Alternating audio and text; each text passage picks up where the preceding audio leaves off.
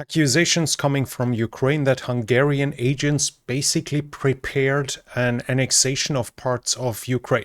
But we'll talk about this as well as about anything else that has happened along the front lines and behind them in this situation report about the war in Ukraine.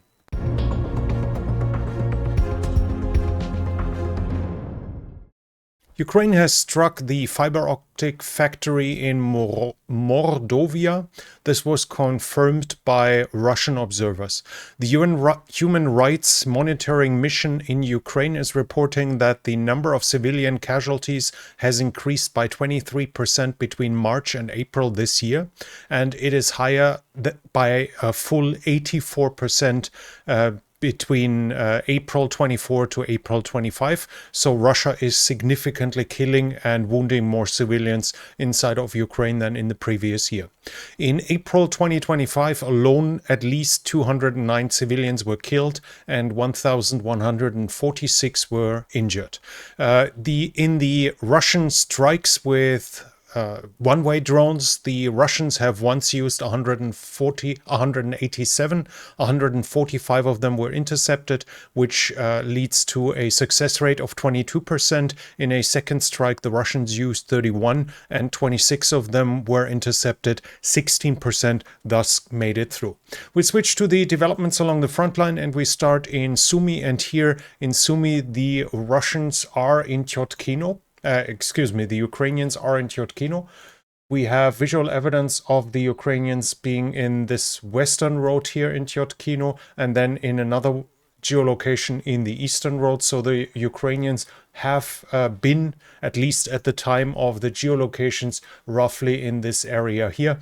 This was probably under Ukrainian control a couple of days ago in the past few days. The Russians have also advanced. They have advanced into Loknia here. Advancing further south towards that road here, we have a geolocation of Russian soldiers in the northern part of town being attacked. So the Russians are pushing further south here as well. Then there is a geolocation from Kursk here, right from this point. The geolocation shows Russian soldiers attacking there and then being defeated by Ukrainians in a trench system, indicating that the Ukrainians have this under solid control. So at least at this point here, the area should be considered under Ukrainian control, not just gray zone. The Ukrainians are also reporting reconnaissance troops crossing over the border in Sumy region, which is this region here. Where exactly is unknown, but it happens a couple of times. It happens numerous times. The Ukrainians are reporting that they managed to defeat them. We switch to Kharkiv, and here we have the Russians advancing at the aggregate plant. In the last situation report, we had the Russians being here at this point. Now they are here as well. We have a geolocation of Russian soldiers being struck by the Ukrainians at this point. So at least they were at that point, also indicating that the whole aggregate plant is definitely no longer solidly under Ukrainian control. That was it from Kharkiv. We switch to the Eastern Front, and here we have the Russians advancing close to Verkhnokamianske. This was, no, my mistake. It was in Dvorichna where they advanced. This is up here. The Russians have advanced barely negligible, a negligible way, but they've reached this point here, which is here on the map. So a small Russian advance. The Russians were in this area already. The Russians have also advanced close to Novovodiane, which is down here. And here they've actually advanced a sizable way towards the west. We have them here at this point, and this is this position here. So the Russians managed to advance roughly by a kilometer, maybe even a little more, from their previous front line.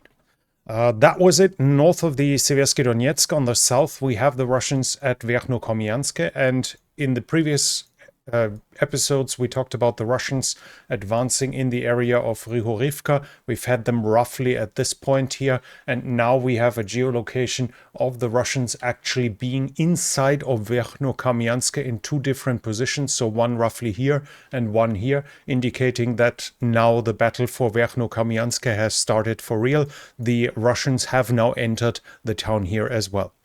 Further south, no change until we reach the area of Toretsk, and here we have the Ukrainians operating in Druzhba. Ukrainians were struck while trying to lay mines at this point here. So this indicates that the Ukrainians were more or less in control of this area, which would also indicate this is probably not just a contested area, but that the Ukrainians, that the gray zone should probably be advanced a little further to the south and east. There we have that evidence, and we have a fresh geolocation that shows us Ukrainian IFVs inside the center of Toretsk itself. They've suffered serious casualties, but according to the geolocation, this was from May 8th, so 2 days ago. The Ukrainians did a sizable attack with at least 5 APCs and IFVs into the center of Toretsk. The original source shows a lot of casualties, destroyed IFVs and APCs, so whether or not this was a complete disaster and the Ukrainians were defeated, or whether they managed to gain a foothold, or whether that was meant to evacuate some that were left behind, I have no clue at this point, but we have the visual evidence that the Ukrainians were back in the center of Toretsk. We switch to the area of Pokovsk, and there we have a change in the town of Svirove. Here the Russians have gotten closer to Pokovsk itself. We have a visual evidence of the Russians operating here in Svirove, and Svirove is basically a suburb of Pokovsk. Technically it's probably not, but as you can see, those are houses and they are almost seamlessly moving into the built-up areas of Pokovsk, so it's probably not completely false to say that the Russians are now operating in the suburbs of Pokovsk, even though technically it's probably still false. The Russians were at this point roughly here, so they have advanced further. In the past we had them roughly here, so they managed to gain additional ground here over the past few days. Further to the west, we have the Russians in Novoserhivka. Here. Previously, they've been in Uspenivka and Novo-Oleksandrivka, and the new geolocations show us that the Ukrainians were pushed back, at least temporarily, here in Novoserhivka. Here, and a fresh geolocation shows the Russians a little further south. So here and here was where the Russians recently have reached. That's it from this area. We switch to the Novopavlivka area, and here the Russians have reached the outskirts of Oleksivka, which is here. Also a significant advance of probably up to 2 kilometers in this regard. Here in this direction, we have the Russians at the outermost houses. From what I've seen, they probably didn't manage to gain a foothold. So this Oleksivka is probably still fully under Ukrainian control, but the Russians managed to reach it. The Russians are, though, definitely advancing inside of Bahatir. We have geolocations, numerous geolocations here, from Bahatir, from the eastern part, then further north in the east. And then we have the Russians directly south of the town, not at the buildings. So this entrance into the town probably failed, but we see that the Russians increase their operations inside of Bahatir. The Russians also advanced northwest of Rostolne. We have the Russians now here and Rostolne. So wait, this here is Rostolne. So this should be somewhere in this area, where they recently gained another, managed to advance a little further.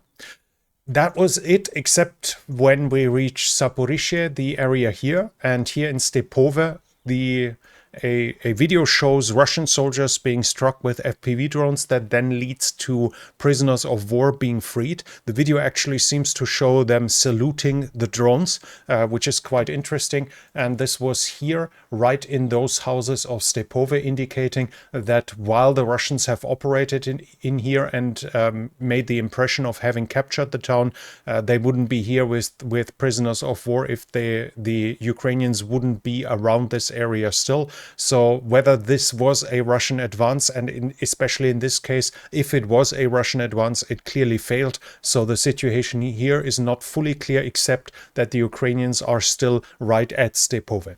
That was it with the territorial changes. In the overall situation, nothing much has changed. The Russians have announced a unilateral ceasefire for their May 9th parade.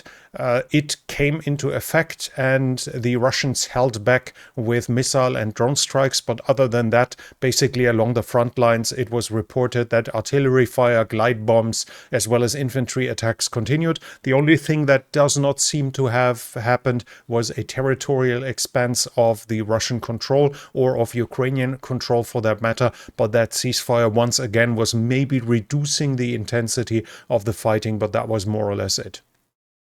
Then we have news from other directions. The Ukrainians accuse the Hungarians. They say they captured agents of the Hungarians, 2 Ukrainians, or 2 with Ukrainian passport. They are arrested and are facing life imprisonment for espionage in times of martial law. According to the Ukrainians, a Hungarian military intelligence agents recruited them, and their job was to survey how the population would react to Hungarian peacekeepers, indicating that the Hungarian government would consider sending troops into Hungary, into Ukraine without permission, likely. Then they were to, all according to the Ukrainians. Then their job was to find out which weapons are available on the black market. The conclusion here would be maybe someone had an idea to start an uprising of the Hungarian minority inside of Ukraine under the same pretense as it was in the East, because that would require weapons on the black market. The next job they had to find out was where Ukrainian troops are stationed in Transcarpathia, and how well equipped and how numerous the local police forces, etc., are, to find out apparently what kind of resistance they could do. Since then, both sides have evicted personnel from the embassies. Hungarians claim that they arrested Ukrainian agents inside of Hungary. According to some reports, they were deported immediately. This is obviously unclear to which degree of this all the details are known. The Hungarians, the Ukrainians have said so much, and we do have the Viktor Orban, the Hungarian president in the past, with a scarf that shows Greater Hungary, basically Hungary as it was before the Treaty of Trianon. This obviously is today's Hungary is significantly smaller, and the area shown here on his scarf would include Transcarpathia. It would include basically this area where there is a significant Hungarian-speaking minority inside of Ukraine. Hungary managed to gain a foothold of it from the Czechoslovak government after it was crushed by Germany prior to World War II. Then afterwards, the Soviets took it and made it a part of Ukraine. Before that, it was part of Austria-Hungary. So this area has, as most of the region here, a mixed history, a lot of minorities, ethnic minorities spread, but it is one of the areas with a significant Hungarian minority. And as we've seen in the past, Viktor Orban at least toys with the idea of irredentism, of regaining some Hungarian territory. This would obviously, now we can lead to further speculation, this would explain his position that he did not help Ukraine. First, he said that Hungary will not help Ukraine because it will just prolong the war, which has a predetermined outcome. But why not? While not helping, he could theoretically make it easier for Ukraine to lose and at the same time curry favor with Putin and thus gain a part of the pie, and at the same time peacekeepers would then clearly be sent in to protect the Hungarian minority. This part is purely speculation from my part, but at least it would fit the explanations that we hear from the Ukrainian side. In troop generation, we have some information as well. The Russians are producing a new factory line for explosives in Siberia with a capacity of 6,000 tons of explosives a year. This would lead to a capacity of an additional 1.28 million 152mm shells per year that the Russians could then produce with this. In the political sphere, we have the news about the ceasefire. As already said, the fighting had continued to a certain degree. Zelensky has once again offered a 30-day ceasefire, saying that Ukraine is willing to start it on May 12th, so in 2 days.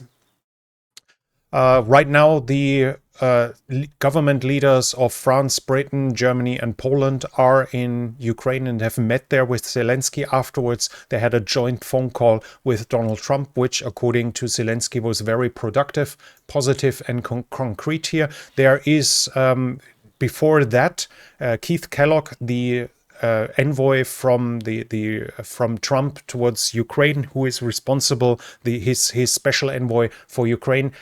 Keith Kellogg said Ukraine would be willing to accept a ceasefire in which both sides would retreat by 15 kilometers and thus allow for a 30-kilometer demilitarized zone. By now, Zelensky says that this idea is leading to nothing and the idea of a buffer zone is dead. I guess also including the fact that it would make the shore of the Dnipro more vulnerable. Russia, on the other hand, has said they are willing to make a ceasefire, but first some nuances have to be settled, and the nuances are likely what we've heard in the past. One of them is that Western aid has to stop during ceasefires, which would then obviously help Russia improve its situation at the same time while Western aid is not going to Ukraine. So maybe a ceasefire is coming, but it still doesn't seem too likely. At the same time, Starmer, the British Prime Minister, has said if Putin declines the proposed ceasefire, then the measures will get hardened. There will be additional sanctions from the Western allies, and there will be more aid by him and by Trump. That's what Starmer said. So according to this, that would lead that Trump would send more weapons to Ukraine than previously if Putin declines. We'll have to see if that is coming true, but at least there are some rumors in this regard. In international aid, we also have news. Germany is from now on going to publish less information about military aid to allow for some secrecy. At the same time, though, the Ukrainians have published the new German delivery package that was given to them. You can pause the video here if you're interested in the exact details. Then the European Union, Denmark, France, Italy are sending 1 billion euros from frozen Russian money, from frozen Russian assets to Ukraine to allow the Ukrainians to produce their own weapons there according to their own demands. And an additional 600 million are being given. 600 million are being given for artillery ammunition, and 200 million for air defense are also going to be sent. Then we have the British Raven air defense system. It is working with ASRAM that is produced by MBDA. 8 systems are already in Ukraine, and according to reports, over 400 ASRAM have already been fired, most likely or most of the time against Shahid drones, taking them out and thus helping defend Ukraine. And before I finish, I want to thank Sam Garcia once again, because he keeps being generous and sending me books. The Beagle Conflict, he sent me The Soviet War in Afghanistan, and he sent me US Submarines Through 1945, an illustrated design history from Norman Friedman. Whoever knows ships knows that Norman Friedman is one of the most competent writers, and his books are pretty pricey usually. So Sam Garcia, I can just say thank you once again. Your generosity is really, really appreciated. If you like this video, please give it a thumbs up. It helps with the algorithm. Leave a comment if you have something to add. And if you're new here, I would like to invite you to subscribe to the channel and hit the bell icon. And if you want to support the channel, because the channel is only possible because of viewers like you, if you want to support the channel, you can do so by the means in the description. You also find my Amazon wishlist in there, where you can send me books as well if you feel like it. But that was it from me for now. Thank you for watching, and I'll be back.